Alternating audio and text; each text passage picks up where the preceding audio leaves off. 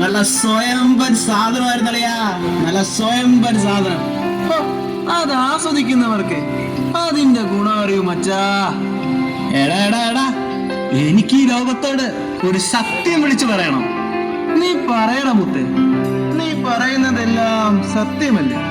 നീ എന്റെ മുത്തല്ലേ? നീ പറ സത്യങ്ങളല്ലേ, നീ പറയണം. പറയാം, ഞാൻ പറയാം. ഞങ്ങളെന്നും സന്തോഷത്തിന്റെ കൊടുമുടിയിലാണ്. ഞങ്ങൾക്കിപ്പോൾ ആവലാതികളുമില്ല. ഞങ്ങൾക്ക് ഇന്ന് ആശങ്കകളില്ലേ ഇല്ല. ഞങ്ങൾ ഇന്ന് ആഘോഷ തിമിർപ്പിലാണ്. പൊളിച്ചളിയാ, പൊളിച്ചു. ഒടുക്കത്തെ സാഹിത്യമാണല്ലോടാ. നമ്മുടെ ഈ സന്തോഷത്തിന്റെ രഹസ്യം എല്ലാവരെയും അറിയിക്കണ്ടേ? അങ്ങനെ എല്ലാവരും സന്തോഷിക്കട്ടെ. വർഷങ്ങൾക്ക് മുമ്പേ കുറെ നല്ല ശാസ്ത്രജ്ഞന്മാർ പരീക്ഷണ നിരീക്ഷണങ്ങളിലൂടെ കണ്ടെത്തിയ ഒരു അമൃതുണ്ട്. ഓ, ആ അമൃത് ഞങ്ങൾക്ക് ഇന്നൊരു ഹരമാണ്. ഞങ്ങൾ ഇന്ന് ഈ പുതിയ തലമുറ അതിന്റെ ഹരത്തിലാണ്. രാസലഹരിയുടെ ആസ്വാദനം അറിയാത്ത മണ്ടന്മാരാണ് അതിനെതിരെ സംസാരിക്കുന്നത്. ഏത് ഉള്ളിൽ ചെന്ന പിന്നെ എല്ലാം സുന്ദരമാണ്. എന്തു രസമാണീ നിലാവ്, എന്ത് സുഖമാണീ സന്ധ്യ. അതെ, ഞങ്ങളുടെ സിരകളിൽ ഇന്ന് ആഹ്ലാദത്തിന്റെ തുടിപ്പുകൾ മാത്രമാണ്. സന്തോഷം ഞങ്ങളിൽ അലതല്ലുന്നു. അതെ, ഞങ്ങൾ ഇന്ന് ആഹ്ലാദത്തിമിർപ്പിലാണ്. എടാ, നമ്മുടെ ജാക്സണല്ലേ പോകുന്നത്? എന്തു പറ്റി? അവന്റെ മുഖം കണ്ടിട്ട് ഇഞ്ചി അടിച്ച അണ്ണാനെ പോലുണ്ട്. ജാക്സൺ, വലിയ ഗൗരവത്തിലാണല്ലോടാ നീ. ഓ, നിങ്ങളായിരുന്നു. രണ്ടുപേരും നല്ല ഹാപ്പിയിലാണല്ലോ. ഞങ്ങൾ ഫുൾ ടൈം ഹാപ്പിയിലാണല്ലോ. എടാ എടാ എടാ, ഇതൊരു ചെറിയ ജീവിതമാണ്. മാക്സിമം എൻജോയ് ചെയ്യണം. അതാണ് ഞങ്ങളുടെ പോളിസി. നടക്കട്ടെ. ഞാൻ പോകുക. സന്ധ്യയാകുന്നതിന് മുൻപ് വീട്ടിൽ ചേരണം. അല്ലെങ്കിൽ അപ്പന്റെ കയ്യിൽ നിന്ന് നല്ല സമ്മാനം കിട്ടും.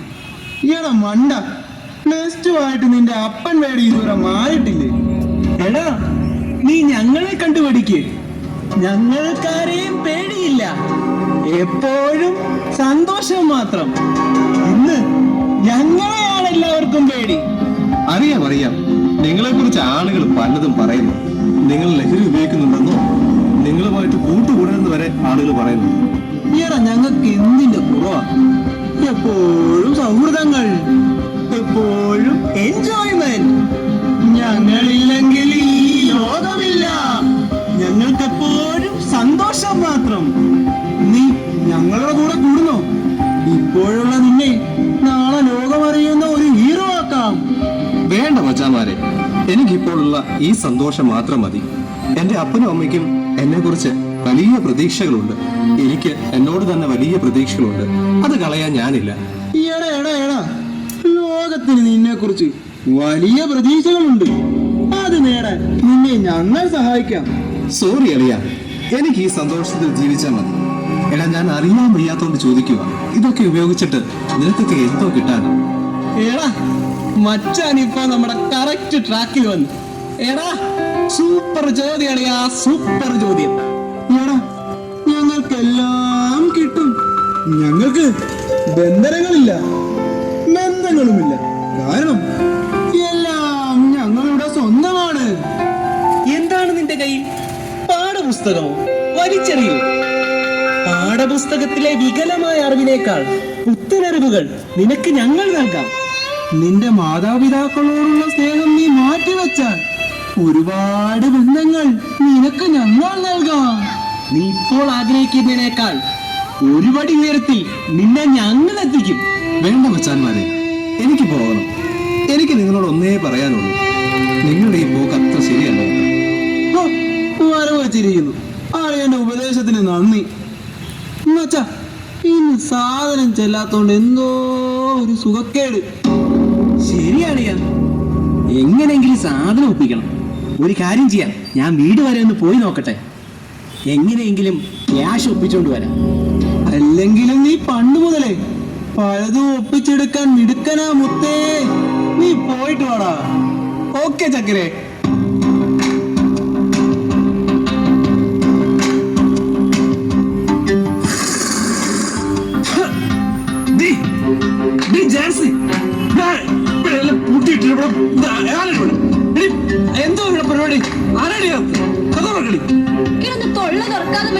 ഞാൻ ഇവിടെ ഉണ്ട്.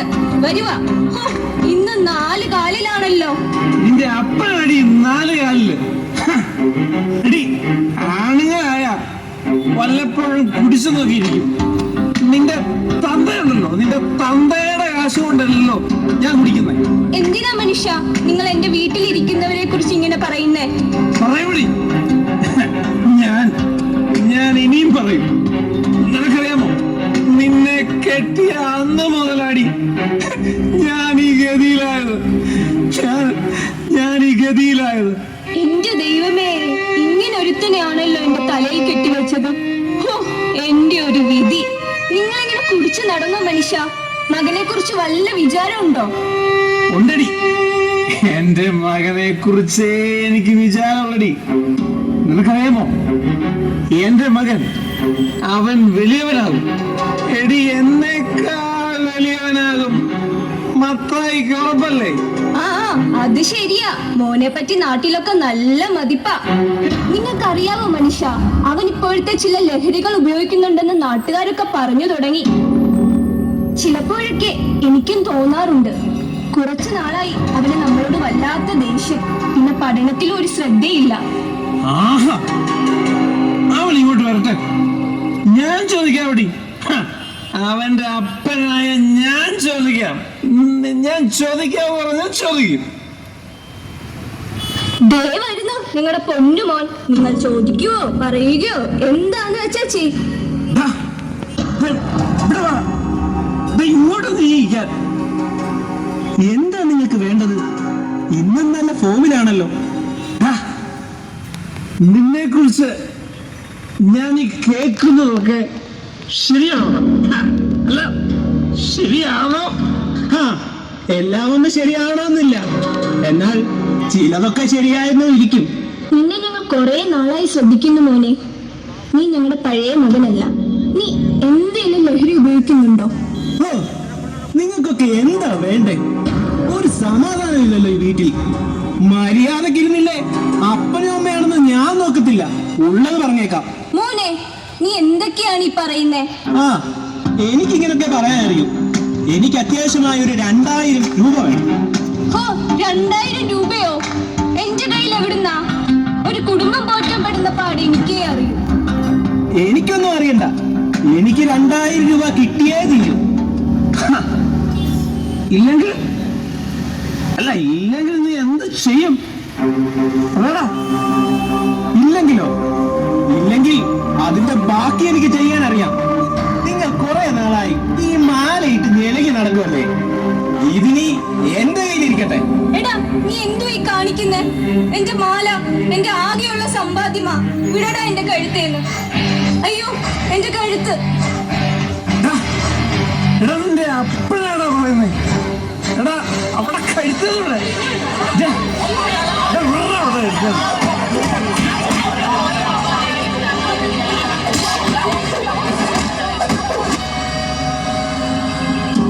രണ്ടും കൂടെ മാറിയിരുന്നോ?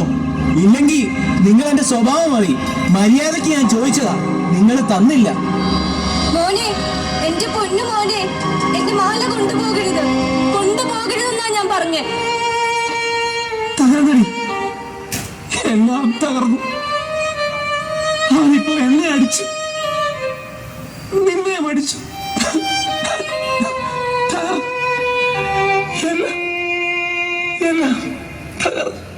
അവൻ ഇങ്ങനെയൊക്കെ ആകുമെന്ന് ഞാൻ സ്വപ്നത്തിൽ പോലും വിചാരിച്ചില്ല. എല്ലാം കൈവിട്ടു പോയി.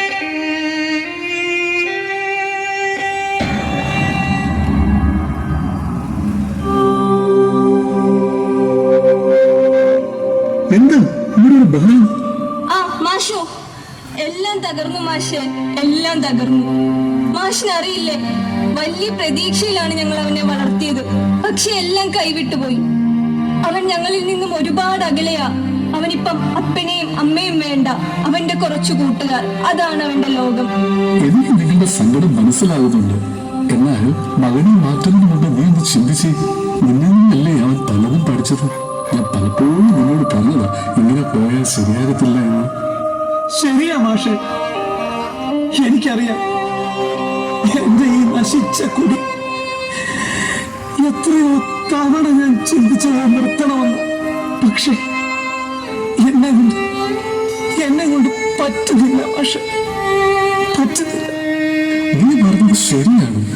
ലഹരി ആസക്തി എന്നൊരു രോഗാവസ്ഥയിൽ നീ എത്തിച്ചേർന്നിരിക്കുന്നു. ഒരു രസത്തിന് വേണ്ടി തുടങ്ങുന്ന ചില ശീലങ്ങൾ അവസാനം കൊണ്ട് എത്തിക്കുന്നത് എത്ര അപകടകരമായ അവസ്ഥയിലാണ്. എനിക്ക് രക്ഷപ്പെടാൻ സാധിക്കില്ല മാഷെ, എനിക്ക് രക്ഷപ്പെടാൻ സാധിക്കില്ലേ? നിശ്ചയമായും സാധിക്കും. നിനക്ക് എപ്പോൾ ആവശ്യം ദൈവകൃപയും ഒരു ലഹരി വിമോചന കേന്ദ്രത്തിന്റെ സഹായവുമാണ്. വരൂ, ഞാൻ നിന്നെ അവിടെ എത്തിക്കാം. ഒരു പുതിയ ജീവിതത്തിന് തുടക്കം കുറിക്കാം. അപ്പോൾ എന്റെ മകൻ? നീ പേടിക്കണ്ട, അവനും ശരിയായ പാതയിൽ തിരികെ എത്തും. ഇവിടെ ബഹളം നടന്നപ്പോൾ ഞങ്ങൾ നാട്ടുകാർ പോലീസിൽ ഇൻഫോം ചെയ്തിരുന്നു. പോലീസ് അവനെ കൈയോടെ പിടികൂടിയിട്ടുണ്ട്. അവന്റെ കയ്യിൽ ചില ലഹരി വസ്തുക്കൾ അവർക്ക് ലഭിച്ചിട്ടുണ്ട്. ലഹരി വസ്തുക്കൾ? അതെ, പോലീസിന്റെ സഹായത്തോടെ അവനെ ഒരു ലഹരി വിമോചന കേന്ദ്രത്തിലാക്കുവാൻ ക്രമീകരണം ചെയ്തിട്ടുള്ളൂ. അവൻ നിശ്ചയമായും മാറും. വരൂ, നമുക്കും പോകാം. 6 മാസങ്ങൾക്ക് ശേഷം ഈ കുടുംബത്തിന്റെ ചില നേർക്കാഴ്ചകൾ.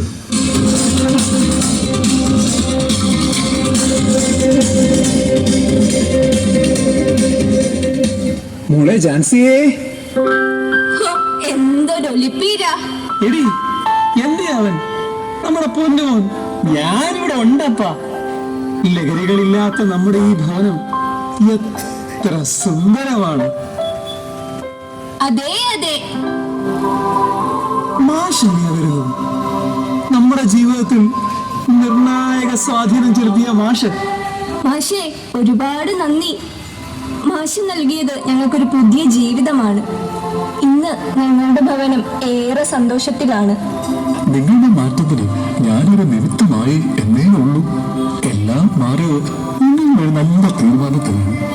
മാഷേ, എത്രയോ കുടുംബങ്ങളാണ് ഈ നശിച്ച ലഹരിയിൽ തകരുന്നത്.